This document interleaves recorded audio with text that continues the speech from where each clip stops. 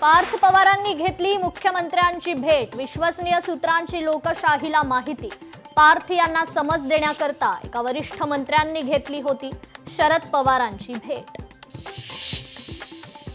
बदलापूर अत्याचार प्रकरणातील पीडित अल्पवयीन मुलींच्या शिक्षणाचा खर्च राज्य सरकार करणार। शालेय शिक्षण मंत्री दादा भुसेंची ग्वाही। काँगोमध्ये इबोला विषाणूमुळे 80 जणांचा मृत्यू। WHO जाहीर केली जागतिक आरोग्य आणीबाणी।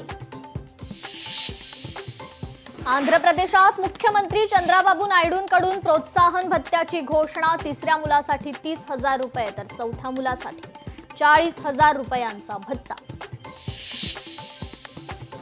आनंद परांजपेंनी सिल्वर ओकवर घेतली शरद पवारांची भेट, तर वैयक्तिक भेट असल्याचं आनंद परांजपेंनी सांगितली माहिती। नीट पेपरफुटी प्रकरणातील संशयित शुभम खैरनारच्या संपर्कातील अनेक जण सीबीआयच्या रडारवर।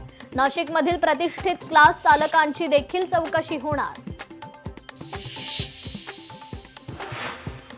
विनाअनुदानित अल्पसंख्याक शाळांतील शिक्षकांना जनगणनेचं काम देऊ नका। मुंबई हायकोर्टाची राज्य सरकार आणि पालिकांना नोटीस।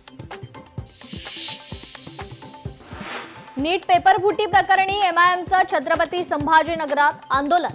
निदा खानच्या मागे लागल्यानं नीटकडे लक्ष द्यायला तुमच्याकडे वेळ कुठे? इम्तियाज जलील यांचा सरकारवर हल्लाबोल।